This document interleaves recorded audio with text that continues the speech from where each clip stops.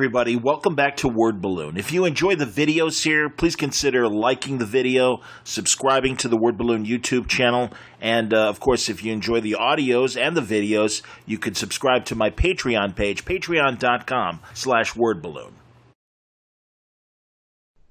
Alex de Campi, welcome back to Word Balloon. It's great to see you, and I'm sorry that we can't properly socially distance, be in the same space, but this is close enough, so it's great to have you back.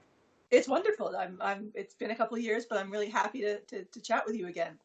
Absolutely. Congratulations on Bad Karma to start with, coming out through Panel Syndicate, and interesting timing. A couple of weeks ago, I was talking to Ed Brubaker, who released his book with Marcos Friday, and obviously you didn't plan it, but I am curious, why did you choose Panel Syndicate as opposed to issues and then a graphic novel? A bunch of reasons. I don't like the issue format, really. I'll do it, but I'm not super keen on it. I think the direct market is a really hard place for independent creators at the moment. The joy of shopping at a good local comic store is still unparalleled in the community around it. The issue is the overshipping of Marvel and DC comics to the point where the average comic store can't even stock all the Marvel and DC books that come out every week, much less smaller independent books. Yeah. So it's really hard to get eyeballs on the book, and you have this printing and distribution cost, which is quite great. I also just, I don't feel the need to write in 20 to 24 page chapters. My chapters tend to run longer. They're usually about 32. And over the past few years, my career has more and more gone towards graphic novels. I just like to make books, But the thing about making a book is that when you're writing 200 to 250 pages, you are very much alone for a long. Like, the team is quiet and alone for a long period of time. 2 years really. Like a 250-page graphic novel takes 2 years at least. Sure. And that's not even the writing portion. That's when it's done and you hand it off to the team. And I finish all my scripts before I hand them to the team anyway. Okay. So putting it on the Panel Syndicate enables us to build some hype around the book for the eventual graphic novel release, and also give the team some visibility, and have more creative control in a way, because then we're not, nothing I did was affected by the lockdown. Zero. None of my deadlines were changed. In fact, I got more deadlines somehow. None of my books were postponed. Like, all the releases, just bang, bang, bang, still there. And I think that was really wonderful. Being bookstore market, you're a lot more resilient against downturns in month-to-month things. And I like Panel Syndicate a lot. Comixology Submit does nothing for me. Like, it's just not, like, it doesn't, you don't get money off it. You don't get a lot of eyeballs on it. You don't get a lot of hype around it. The PR is not good. Whereas on Panel Syndicate, so you can either go one of two ways, because Comixology isn't the way. You can either go to Webtoons, where we're going to put some of my older work, which has that's great, undoubtedly won the eyeballs war. I mean, the top-selling. The top read comic, Lore Olympus, I think it's called, on Webtoons, has like 300 million views. Wow. Yeah. So they won. They won. Yeah. Interesting. Yeah. And with a friend, I'm putting No Mercy and I'm putting Mayday up on Panel Syndicate, on Webtoons, along with some other things. That's great. Slowly, really slowly, just because I am my schedule is unbelievable. I am up till 1 every night just trying to make my deadlines. Like, I am the busiest person in comics, I will guarantee you right now. That's great to hear, Alex. Truly. But Panel Syndicate, the joy of Panel Syndicate for me is, rather than this mass viewership, what I've got is a extremely highly curated group of really excellent creators and books in one place. So there's a prestige value to ending up on Panel Syndicate. And also, Marcos is just a really nice guy. Marcos is lovely to deal with. Brian's a friend. I started talking to them about it, and they're like, you're not going to make any money. And I'm like, I don't care. That's not the point. We did actually make quite a bit of money. I was going to ask, but that's terrific. Go on. We did very well. Excellent. Much better than we expected. And so, here I am. It's also kind of wonderful. I think I might be the first female writer they've had. They certainly had female artists Okay. and Uh-huh. artistic collaborators. But I might be the first female writer on the site, which, I mean, they did. I don't think it was, they ever sought to exclude anyone, just No. no one approached them. Sure. And I did. And, we've loved the experience. And we shifted a lot of copies of the issue. And I love Bad Karma. Bad Karma is just like some certain books. Like I don't really love any of my children more than I love others of my children, but Bad Karma is kind of special in a lot of ways. It's actually an extremely personal work. There's a lot of writing about masculinity and male friendships and the women who exist in those spaces in a way that's very different from the way it's usually written in comics. Because there's no romanticism of their pain. No one gets better. They are trauma survivors. The wife isn't killed to justify like Ethan's vengeance or anything like hacky like that.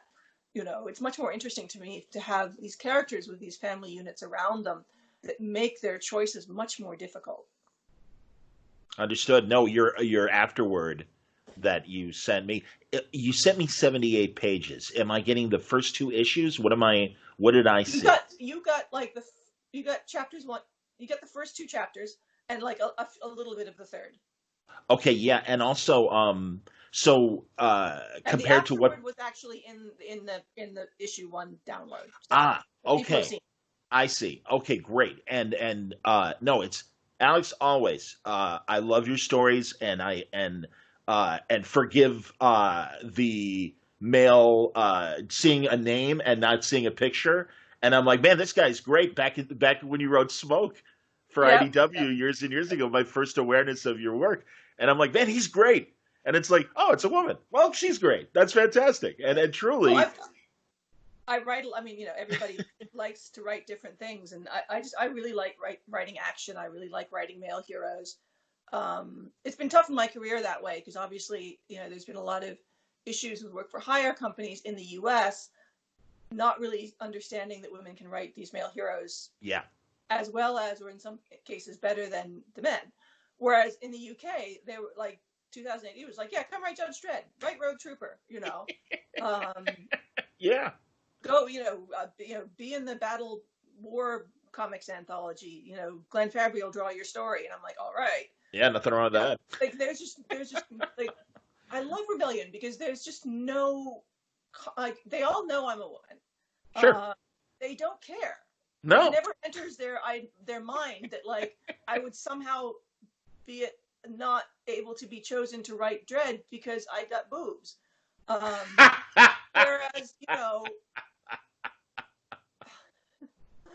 Whereas in America, like, there's been a lot of change, but still you're seeing the women writers mostly writing team books or female characters. And that could be personal choice. Like, I don't know what's going on in everyone's head. Maybe that's what they want, but maybe also some of them are like, damn, I'd really like to write Iron Man. No, I understand. Today has never had a female writer. Sure. But Kelly Sue is writing Aquaman right now, but it is an exception. Yes. Gail has written, the occasional male leads, but like you said, a lot of team books and stuff like that. And again, sadly, you can pretty much count on now maybe two hands as opposed to one hand. So there's Kelly Sue, there's Kelly Thompson, there's Gail Simone that immediately come to the top of my head in terms of, women that are doing it at the big two. But also there are some of us who are now old, like me. Like, I'm old enough now that I don't really want to be paid $65 a page to write a fill-in book, with a smaller character. Like, and because I don't really have a B game, that's my problem. Like, I only bring A game, so I'm really selective about the work for hire stuff I take because I don't want to do it if, like, it honestly doesn't matter if I'm paid $65 a page or I'm paid $125 a page. I'm going to write the same story. So I just need to I'm always really careful what editors I work with and what stories I take to make sure that, I'm going to be protected in a way because I don't want to waste my time. And I have so many of my own stories to tell. That's the other thing. I mean, I'm doing really well telling my own stories and I make a lot of money off that. And then I make even more money when someone options it. So the appeal of, much as I quite enjoy many of these characters, the appeal of really pushing to write them is not there economically. It's not there.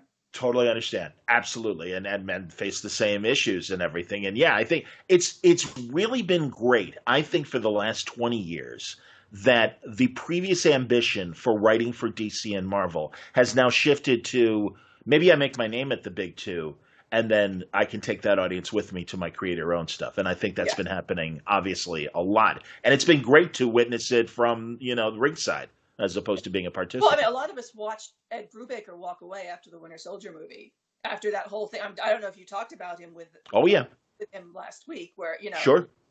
For the first time he found out was at San Diego when they launched the movie, and he got a pat on the head and a walk-on part. Then he's like, "See ya."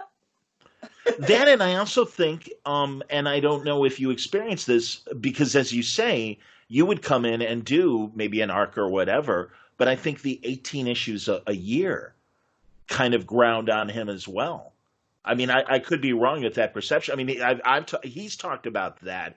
And also, again, I mean, just the obvious financial rewards and recognition of, well, I'm going to write my own stuff because obviously I'll get the lion's share of the money. But I mean, really, I just think double shipping at DC, as they did with Rebirth, and as Marvel amped up their main titles of not just 12 issues a year, but 18 issues a year, and you're working with a couple different artists at the same time on different stories simultaneously to fulfill the schedule, it was burning them out.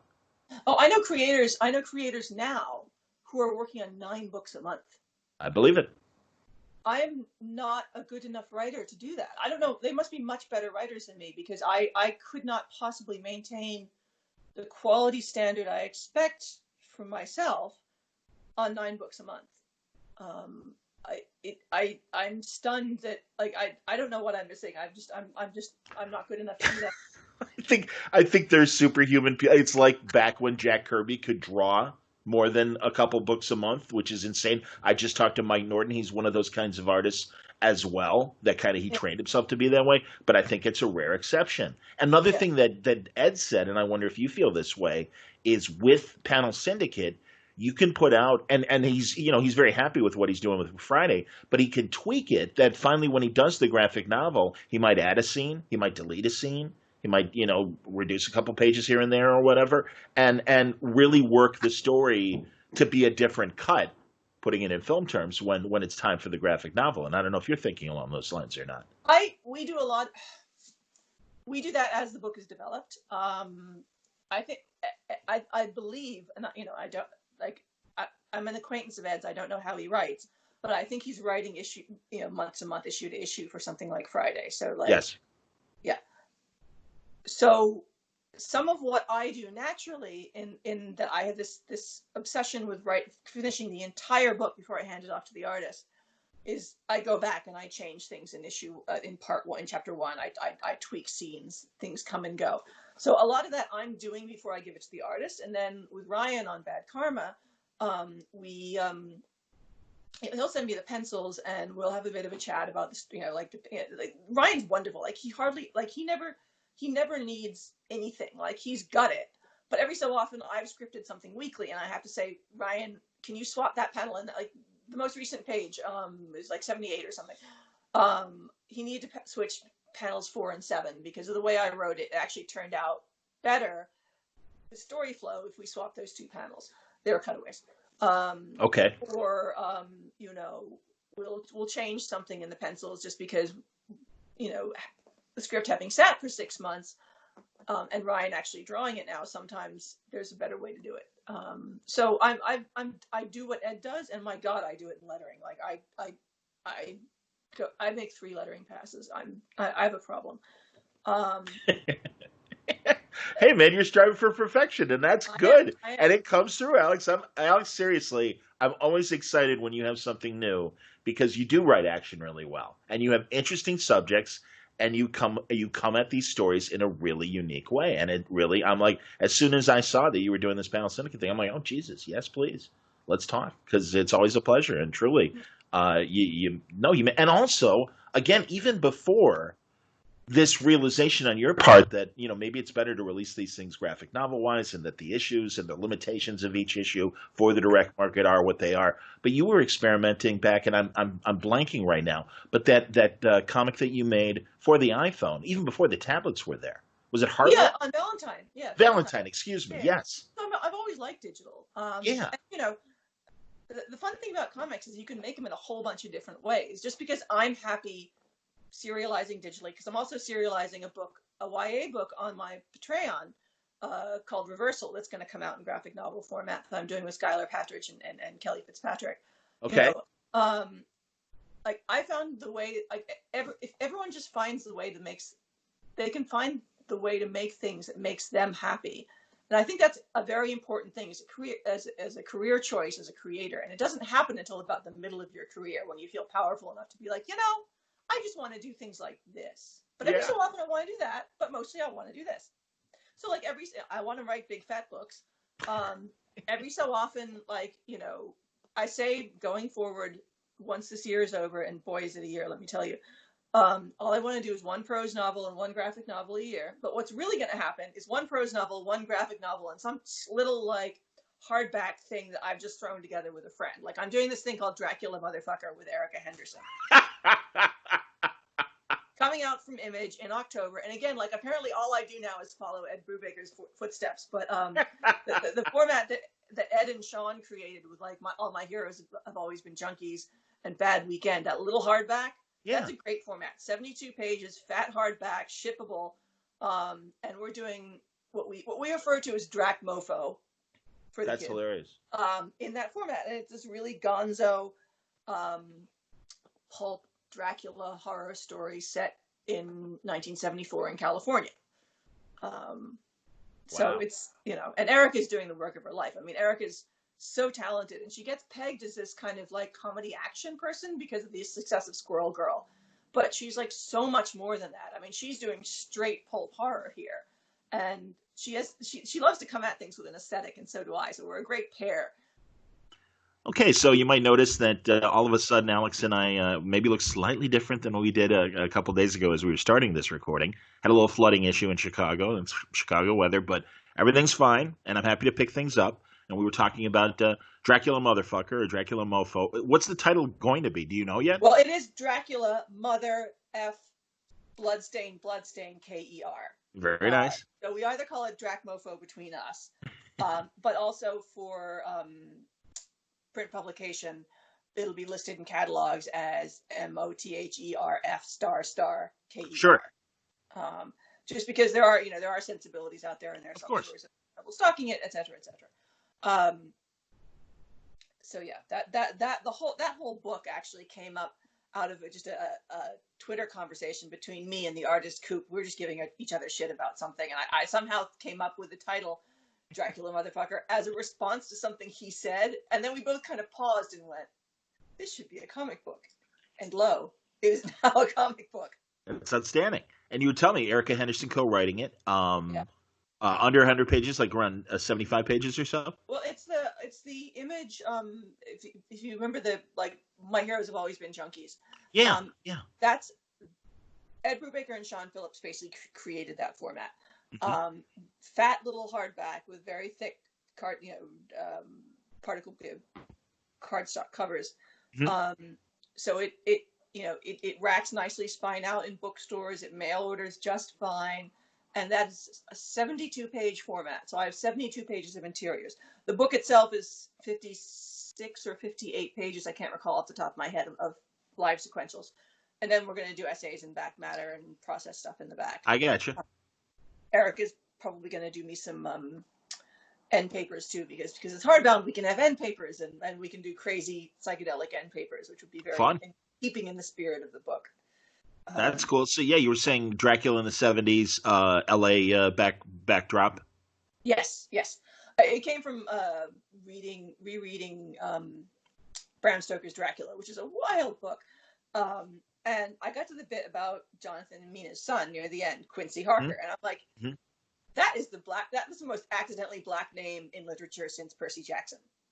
Sometimes you just read a name and you're like, that's a black person. Literature said, no, they're white. And you're like, but are they really? Hilarious. And so my brain was like, how would you insert, you know, while maintaining the gothic nature of Dracula, how do you update it and also create a diverse cast? Cool. And so, the story is about Quincy Harker, who's a crime scene photographer in Los Angeles in 1974. He's basically 1974 Ouija. He drives around, knows all the cops, gets called to crime scenes, takes photos of the crime scene, sells them to the tabloids and the LA Times and anyone else who wants them. And that's what his job is. So he's completely nocturnal and only deals with dead people, basically. Awesome. And he takes a picture of the aging starlet who found Dracula's coffin and, as we say, raised the stakes, because his brides had previously, in the opening of the book, nailed him to the bottom of his coffin, and that's it. And the three brides are one is a skinny redhead like an Egon Schiele painting. Another one's a very curvy, Southern Italian type girl, and another one's a Somali black girl. She's so dark black she's blue, essentially. Gotcha. Interesting. And they also reappear because they're not really thrilled about their ex-husband getting up to his old tricks again. And this is all in Los Angeles, all in 1974. And it's just a really fun period piece about this guy suddenly, who's almost kind of rejected having a life around him, having life forced on him, as he suddenly becomes the target of Dracula and Dracula's two new brides. And it's also a lot about the female relationship to power. Dracula, people always, when people update Dracula, they always put him in another big old Gothic city, which is quite dull because you have the original Dracula. Like it feels too samey. It doesn't feel fresh when you put him in, the old city of London or the back streets of Paris or something like that, or even New York. And the other thing they do with Dracula is they feel, because of Twilight and things like that he has to be handsome. Dracula does not have to be handsome. There's a much more interesting commentary on the relationship that some women have to power to make him not handsome. Like, look, I can tell you, nobody in their entire lives ever wanted to fuck Harvey Weinstein. Okay? Even the people who did so willingly, nobody was like, man, that Jabba the Hutt really revs my engines, Like, I mean, I don't mean to kink shame. Like, maybe I could be wrong. Maybe he was absolutely someone's ball of wax. But, but in general, like, there were women who, he did horrible things to a lot of women and abused his power terribly. But he also had a wife who obviously chose to be married to him and was young and pretty. Why did she marry Jabba the Hutt? And she had to know that he was a terrible person. Like, that's not like, oh, I didn't realize he was awful around other, Well, and even setting it back in the mid-'70s, think of Kissinger, Henry Kissinger, and all the success he had. And again, because he was a very powerful man, not the hottest guy in the world. Yeah, there will always be a certain subset of people who are willing to do anything for money and power. And that includes going with horrible men. Sure. And for some women, that is, I mean, Melania Trump, for example. Well, yeah. Well, and Ivanka, and also Marla Maples, for God's sake. Yeah, exactly. The other one. Yeah, the three brides of Dracula. There you go. Ringo. Orange Dracula. It doesn't bear thinking about. Yeah. But, when you start telling the story from a female point of view, it's not, like, I don't think of it as a feminist revisionist Dracula or by any means, but there's definitely a perspective of looking at being a woman, knowing women, and looking at why people chose to be with this monster. And we portray him as a monster. He's not attractive. He's almost not corporeal in a way at this point. Why did they do this? How did it affect them? How did it change their attitudes towards dealing with other people? That's great.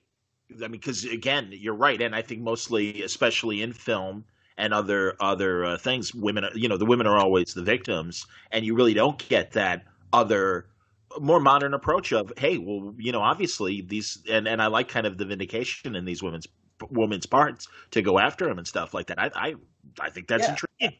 That's a It's fresh not like, take. oh, he was so handsome, we were in love. We didn't realize he was a horrible parasite. No, he's ugly and terrible, and you went with him anyway because it made you young and beautiful and rich.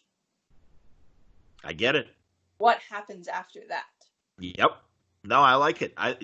Alex, honestly, I think that's a great point of view, and again, it's I think a very fresh take on a standard trope. So I think that sounds great, and that comes out. It's a throbbing psychedelic pulp horror. Yeah. All of this is very behind the scenes, but it's really just 58 pages of pure trashy fun. Cool. No, and hey, wasn't it Dark Horse, your Grindhouse miniseries? Yeah, exactly. Like it's very much a logistical continuation of that sort of ethos. If you like Grindhouse, you'll like this. Yeah. I'm a little older, a little smarter, maybe a little bit more practice at comics, but it's that same sort of gleeful, enjoyable, non-elevated, bringing comics back to the swamp they originally emerged from kind of story. Awesome. Feels a bit illicit reading it because you're like, ooh, this is kind of cheap and trashy, Now Erica's co-writing it with you, and I'm sorry, who's your artist again for it? Erica's drawing it. Oh, pardon me. I like it's a collaboration. Okay. I wrote it. She's drawing it. She changed. I see. Stuff. It was fine. Like I lettered it. So when I have the choice with my creator-owned stuff, I write the entire script. I hand it off to the artist. They change whatever they want because I haven't always made the best choices.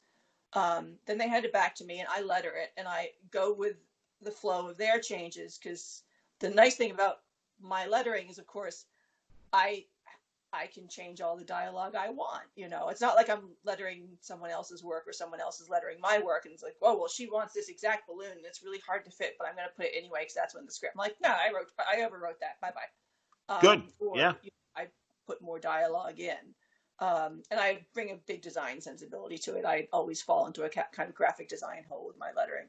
And so we work, as I did with Carla Speed McNeil and No Mercy, we work in this kind of jazz band way of just continuing to pass the melody back and forth and evolving it as we go in a very peaceful, respectful way, That's awesome. And I remember No Mercy. Yeah, that was a great collaboration between you two.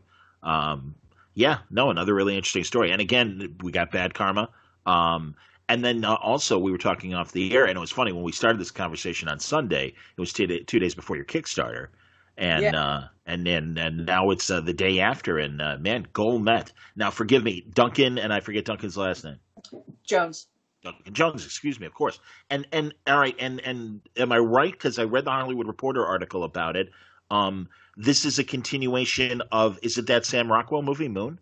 Yes. Well, he did 2 movies that were both standalone but existed in the same sort of near future universe.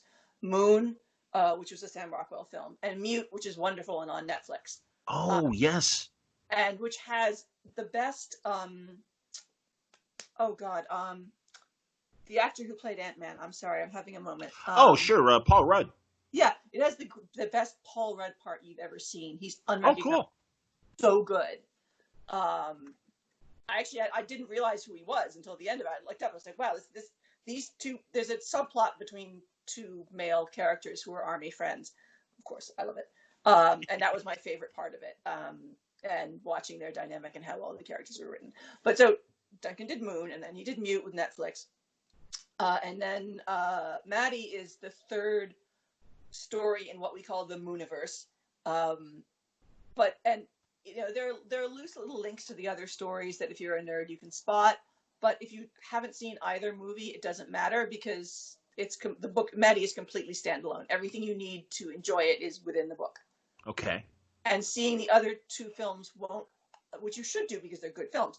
But if seeing them will not substantially add to your experience of reading Madi. It's not like, oh, well, you don't have to redo them, but you should. It's just, you can, you can't. It doesn't matter. That's cool. No, and I love those 10-minute into the future kind of stories and stuff like that. So, God, in fact, I'm watching, and I'm only a couple episodes into it, the Amazon Prime show Upload that the guy who created The Office, Greg Daniels, created, and it stars Robbie Amell, Stephen Amell's younger brother, and it's like where technology will likely take us, 20 years from now. And there's self-driving cars, and the whole premise of the show is when you die, you can have your consciousness uploaded into a virtual reality. So essentially, it is kind of a heaven that exists, and it's a very country club kind of thing, but of course ridiculously expensive. And it's a funny comedy. It's actually really interesting. So no, I'm always intrigued, and I loved Moon. I haven't seen the second film. Mute is the second Mute. film. Mute. Okay, and again on Netflix, so that's Net- good, and I will yeah. have to check that out. So So yeah, what? we raised $200,000 in 36 hours. Amazing, amazing, outstanding. It's That wild. Like seriously. it's been like a completely out of body experience for me. Like I actually launched the Kickstarter a little early. Got up at 5:45 a.m. yesterday morning to launch it, just so like hopefully we could get some pledges from the UK and Europe, and when Duncan Sure. woke up in Los Angeles, like maybe we would be a little bit way of the way to fund it. And by the time Duncan woke up, we were half funded. Wow. He's like, I'm going to go check on when we're going to launch the Kickstarter. He opens up Kickstarter and he already found like we're halfway to our goal, and then we just blew it out of the water. And William Gibson's been hyping our Kickstarter. The article, The Guardian on it was the most viewed article on the Guardian website today. Like, Wow. I just, it passeth all understanding. I have to send an update to backers once we're done, you and I, Okay. and send him a Glenn Fabry art page that I got back from Color. It's really lovely. But I'm just gonna go letter comics. Like, I don't understand all this stuff. I just, I'm thrilled. I'm slightly stunned. I'm very tired. I'm just gonna letter a book. So is it? I mean, where is it in as far as production? Nearly done being drawn. I have a couple of artists Okay. who had various pandemic-related, delays, etc.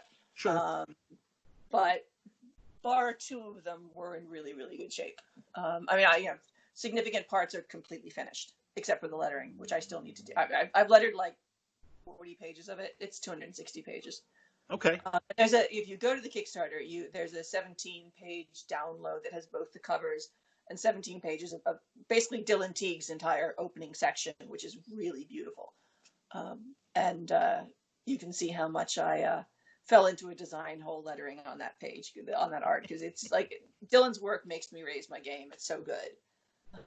And I had a lot of fun with non-comics special effects fonts, sound effects fonts, trying to respect his pages and make them look even more beautiful with letters. That's awesome. That's amazing. Yeah, I'm shrugging. And what else can you say? That's fantastic that it was funded as quickly as it was, and as I'm sure you are overwhelmed by the response and the potential notoriety of being involved in this kind of project and everything. I would think. Oh, I'm definitely the less interesting one. Like, and I'm happy with my role. I'm happy with my role as the quiet, boring one who just makes the book in the background. Duncan is extremely heavily involved in the project. He's like, it's a true partnership. But it's kind of nice at times like this to be the less interesting one. I understand. I just want to make books. If this helps me sell more books or land other works of mine with publishers, that's great. I have a YA graphic novel out on sub right now. If someone sees how well we do with the Kickstarter and thinks I can shift books and puts in a bid for it, I'll be thrilled. That's great, Alex. And honestly, in my small way with what I'm doing with the podcast, despite all the craziness that we're all going through right now, it's great to hear. I mean, I can appreciate people that are, really just, trying to chill and maintain and everything like that. But you and I, meanwhile, are like doing what we do, and I think improving our product as we're doing it and getting stuff out there, and I think that's great. John, I have been busier during the pandemic than I have been for the past year. And I've been busy for the past year. Like, I have not been slacking, okay? But since the pandemic, my first novel comes out in the UK at the end of next week. I've got a series coming out in 2000 AD in 2 weeks. I'm writing something for Battle Picture Weekly, that Glenn's drawing. Okay. And I've just, haven't had a ton. I haven't. All I want to do is like drink beer and watch an entire season of TV, and I have not been able to do that. I hear you. I work until 1 a.m. every night. I don't have any break. I'm behind on sending out Patreon pages of my webcomic to people because I there aren't enough hours in the day. So I'm tired. We're over the bad bit of the Kickstarter. The launch was hard, just from anxiety and the amount of things that we had to get finished in order to launch it. And I wrote a lot of the Kickstarter bump myself. Well, Duncan and I both wrote it, but, and I did all the graphics. So cool. When Monday was mostly spent with us frantically emailing back and forth to each other files that were called final, definitely final, use this one, ignore previous .jpg. I get it. No, I understand. I know it's like backstage before opening night. I totally understand. Absolutely. So that's great. All right. So tell us about your novel that's coming out next week. It's called The Scottish Boy. I published it through Unbound in the UK, who've been really, really wonderful. It's a UK release right now, and it will be released in the US in August, I think. There are actually issues shipping the books over. It's very difficult to ship the books over and have them warehoused and stuff like that. And obviously, no stores are really open. So with the UK launch, couldn't be. We're not going to ship that. We talked about it very early on in the pandemic. But the US launch, we also they just got a really good new PR team in the US, and delaying the launch gives them a little bit more time to do their job. And I'm happy with that. Hopefully there'll be good word of mouth in the UK, so by the time we launch it in the US, it's much more of a thing. And The Scottish Boy is about it's a epic medieval suspense thriller, big chunky read. It's like 550 pages. I'm not short. Wow. About a young country knight in 1333 in England, who very much wants to become part of the cool social set around the king. And be one of the knights of the land who go right off and fight in Scotland, because 1333 was the Battle of Halidon Hill, which was an English victory / massacre. And he just misses the battle. His mother's sick. He gets to the battle late. It's done. The battle lasts a day. Everyone, Scots are killed. He gets there. He misses the war, basically. He's knighted basically out of pity by the king. And then one of the more powerful local knights says, "You want to come on a mission with us?" And so he and a dozen knights ride across the border into Galloway, basically go to this remote keep, kill everybody inside, capture this boy who's basically a year younger than the knight, because the knight's very young. He's 18, the boy's 17. And no one will tell him anything about this kid. The kid's clearly underfed. But, in the way that his family obviously had zero money, not in a way of anyone was mistreating him. Hates the English. And due to a variety of political things that happen on the trip home, including possibly getting busted by one of this great Lord Montague's rivals, the young knight Harry is entrusted with the prisoner and said, basically take him back to the West Country. Don't let him escape. Say he's your squire. Off you go. And it's about Harry and Ian, the prisoner's friendship, and the mystery of who Ian is and why he's important to political machinations in England. And there's a lot of violence, intrigue, jousting. If you like knights and great stories of medieval politics and suspense and dirty plots, this is definitely a book for you. Cool. One of the things I tried to do, I'm a real research fanatic, is write the medieval world in a way which was very, very historically accurate, but also felt really fresh and instant. And you don't need to, you don't feel like there's a barrier to understanding how these people lived.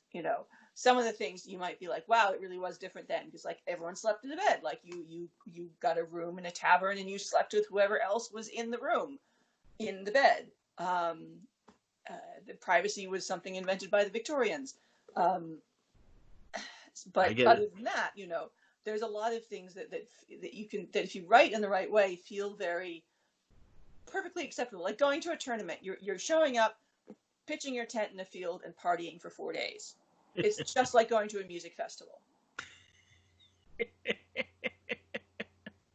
That's outstanding. No, that's cool. And again, that's great that it's coming out first in the UK, but I'm glad it is coming out in the Yep. US. So that's cool. And yeah, I really every time I talk to you, you're doing stuff for Yep. British I've publishers got and it. stuff.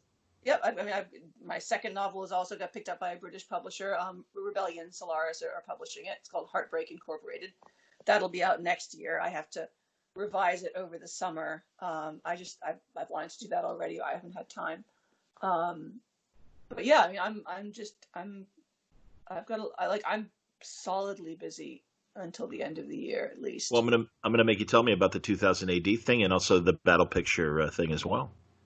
Battle, I'm not sure when that comes out. I think it might be August. I'm not 100% sure. But Battle was one of the old great British war anthologies. Oh yeah, Um, it brought us things like Charlie's War and Darky's Mob and some of the great long form war serial comics that have ever been created. yes.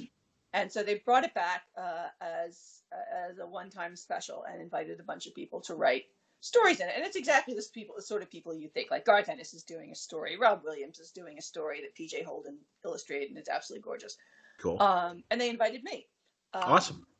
I don't know if there are any other women in it. I didn't ask. I'm like, you stop noticing when you're the only woman in a thing, or the first woman to do a thing in comics. It happens so often. I'm with you. And I pitched a Vietnam story. Cool. And I was working with Glenn. I really enjoy working with Glenn Fabry. He and his girlfriend Karen are really lovely. I talked to Karen more than I talked to Glenn, but I do talk to Glenn. And I was like, hey, when you're done Madi, do you fancy doing this battle picture thing? I think you'd have a lot of fun with it. And he's like, yeah, sure. It's short. It's like 8 pages. Okay. And I've been doing a lot of Vietnam research anyway, because a book I have that's coming out this year that hasn't been announced yet. Because I've got Madi, I've got my novel, I've got Drac Mofo, and then I've got 4 books already on my site. What's the 4th one that's coming out? Drac Mofo. Oh, Bad Karma, of course. That's being serialized. That's not actually coming out in paper this year. Right. Next year. Go download it on Panel Syndicate. It's free. It's good. Oh yeah.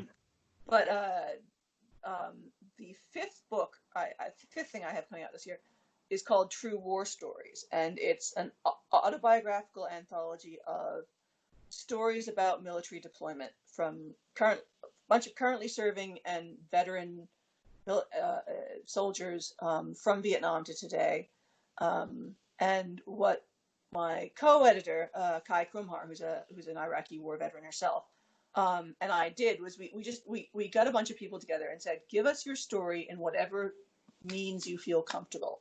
And some people wrote comic scripts, and some people just wrote essays, and some people just kind of sketched it out in an email. And then we took whatever they gave us and we drafted it as a comic script and sent it back and forth and worked with them and ended up with, about 12 really stunning stories. It's going to be a good fat, like 250-page book. Richard Johnson, news illustrator, did the covers, and they're beautiful. Cool. And it was such an incredibly fulfilling project. I mean, I get a lot out of working with other people and becoming invisible in their work in a way. I really enjoyed that with Twisted Romance, which was a very similar kind of endeavor. But I could happily help people do autobiocomics for the rest of their lives. Like, just really, really wonderful human interest stories that aren't, none of it's propaganda. It's all just about existing in wartime, or outside of in some cases outside of the U.S. in a military context, which can just be very, very surreal in and of itself. And both our Vietnam War stories are father-daughter team-ups. Wow. Kai's stepdad wrote his Vietnam story about driving bombs through Thailand to the border, to the airfields in Thailand, which was a trip. And then I'm sorry, no, that's Skylar's dad. Skylar Patridge's dad wrote the bomb convoy story, and she's Okay. drawing. And Kai's dad wrote about working at guarding a fuel depot up on, it was in Camaran Bay, and the sapper attack on the fuel point, and writing about the bombs hitting, the sapper hitting the actual ammo dump, because they hit the ammo dump first, and that made a lot of boom. But if you hit the fuel point, like, you got 2 miles of everything just flattened, Wow. And reading the story of how these guys were driving fast as they could to the fuel point to make sure it was all right, and the bombs going off in the ammo depot, which is of course at the other side of the base, because they're not dumb. You don't put the fuel and the ammo next to each other. Well, yeah, exactly. And when the bombs started going off, they got out of the Jeep and lay down, and like every time the percussion waves would lift them a few feet off the ground from the big bombs from 2 miles away. Wow. And this is the story you don't get these stories. Do you have a military fan base? And also, just like, there's civilian media, there's military media. Are Stars and Stripes, or whatever the equivalent is today, I don't know, but are they aware of your writings and stuff? And I mean, we're going to market the book to them when it's ready to market. Sure. We haven't, but yeah, there's but even Stars and Stripes still exists. There's Task and Purpose. There's a bunch of military, and I do have publications and yeah. I do have a fairly decent military following, Okay. Well, and I even wondered for Bad Karma, for example, as well. And I mean, that's a more of a personal story and everything. Yeah. But yeah. And I had Bad Karma read over by a whole bunch of my friends in the military. Like, there was a lot of folks who knew exactly what they were talking about, commenting on that story. That's why there's some incredibly specific Fort Bragg humor in there. Great, fantastic. Is Fort Bragg aware that you're doing this, or would they maybe not want to be aware, depending on what kind of stories are being told? There were people who were previously posted at Bragg, and I had a drone SME read over the drone stuff and be like, well, if you want to make if that fight scene believable, what you have to do is it has to be like this, this, and this. And one of the things was, in an upcoming part of Bad Karma, there's basically a domestic drone strike against our lads. And spoiler, they shoot down the drone. But in order to do that, we have to keep the drone very low. Okay. So we had this mechanics of, because normally the drone's way up there, you don't see it, it drops a hellfire on you, bam, you're dead. Like, Sure. Like, you just never see the hand of God coming down, or the hand of fate. General dynamics. Okay. Yeah. So in order to make it fly low, we worked out that they have to be registered as a training flight, and they have to fly it under 4,000 feet because of FAA rules. And so you have this incredibly surreal but incredibly accurate military conversation about them being more worried about getting in trouble with the FAA and dealing with that sort of shit pile of bureaucracy than they are about killing 2 American citizens on American soil. Hilarious. Wow. Like, there's no conversation about, like, boss, should we be doing this? It's just like, fuck, like, keep it down low. Like, we don't want the FAA on our ass. Then there's this whole thing that Fort Bragg is a nesting site for a rare woodpecker. Okay, so interesting. Anytime you do an exercise around Fort Bragg, you have to generally write a impact report on the pileated redwood. I've got the name of it. It's in the book. Red woodpecker. So the other thing they have to do is, like, they can bomb the people, but they just can't bomb any nesting sites. Outstanding. And if you know anything about the military, how the military works, like, this is the most, like, frighteningly real, like That's amazing. Honestly, we're going to surf through this bureaucracy. So this is what happens when, and I had a friend at the CIA who was former CIA, reading it over for, OPSEC and company stuff. Obviously there were some things they couldn't tell me, but, when I needed to know, like, if this person was doing this, what would their title be? All the titles in the chain of command is correct. And, okay. That's awesome. Who guards the CIA compound? It's special CIA police called SPOs, not Marines. Interesting. Okay. Yeah. Very cool. I learned a lot during this book. So yeah, I mean, Bad Karma is coming out next year. So True War Stories will come first. In some ways, that'll help build out the fan base for Bad Karma when it does come out. Bad Karma will issue 2 of Bad Karma will be out around June 10th. We're just waiting on color. Okay. And I Okay. need to nail that down. I need to email my team. But as you can imagine, over the past few days, my abilities to do any correspondence. Oh, I understand. Well, again, yeah, no, and I'm both happy and sad that you're so busy, so I can relate and truly. But again, it's paying off. Now, some irony in between our conversations. I talked to Peter Krause, and he yes. said, and again, he didn't give me any details, and I don't want you to spoil if you're not ready to talk about it. But I just acknowledge that obviously you guys have something in the works, and talk about it as much as you want. He did one of my stories for True War Stories. Oh, fantastic! Okay, great. He did a wonderful one about for Matt Moore is a friend of mine who was in the Marines. He was a tanker in the Marines. About some shenanigans that happened on one of the Navy boats he was on. So cool. Peter got again, it was a fairly short story, but Peter's so wonderful, and I'd love to do something more with him. He said the exact same thing. This will air before Peter's conversation because he has a Kickstarter next week with Chip Mosier. Yes. So I did my pre-interviews with them and released them, again when their thing is up and running. But yeah, that was just like ironic timing of, oh yeah, and I did this with Alex Campi and I had a great time. I'm like, oh, that's hilarious. I'm in mid-conversation with Alex. Tell me more. And he didn't. And he's like, well, that's Alex's place to say it. I don't know what's going on, but he said he really enjoyed working with her, and I'd love to work with her more. So. Yeah. No, we'll plan something. Again, I'm probably doing a book with Cat Staggs, but I haven't had a chance great. to write any. I haven't had, and it's all outlined. I just have to write it, and I will write the entire. And both Cat and I prefer that I write the entire book, then hand it to her, because then I just cause always when I'm on chapter 5, I want to tweak something in chapter 1 so it flows into what happens later in chapter 5 better. You can't do that if you're handing it chapter by chapter. So I do a lot of my own work up front. All my work is at the very front and the very end. Understood. Well, no, and that's great. And like you say, it gives the artist a chance to kind of put their imprint on it and design it the way they want and everything. So no, that makes sense. I think that's great. And also, go ahead. War Stories is another Z2 book. So in some ways, we're waiting for, and we're probably going to run a Kickstarter for that one as well. Obviously, I don't think it'll be as wildly successful as Duncan's was. Duncan's a huge name, and so are all the artists we have on board. But I view these Kickstarters as a great way to just raise the profile of the book and get everyone to think about it. And if we can pay our print bill, and because Z2 is obviously paying us to make the book, and get back a little bit of our advance before the book even hits shelves, and raise the profile of it, why not? Of course, it's a great idea, I totally agree. Yeah.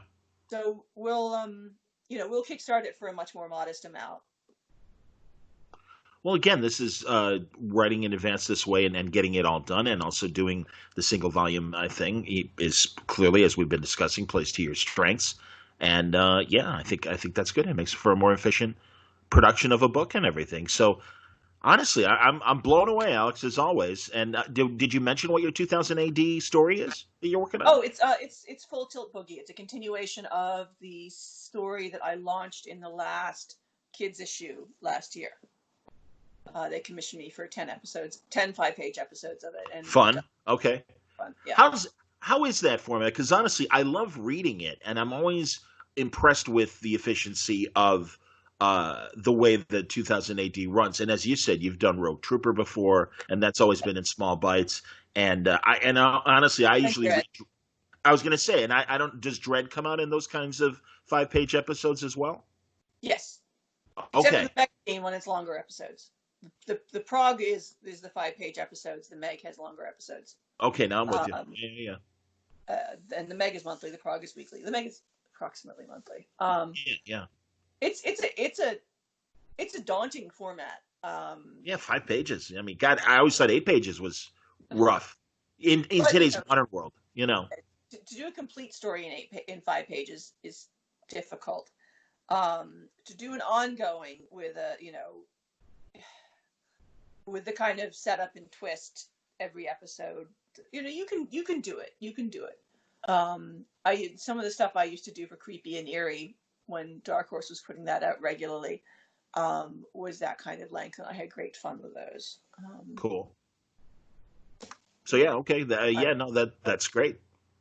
you know. Yeah. So Full Tilt Boogie, that's what it's called. Full Tilt Boogie. Yep. Cool. Like the album.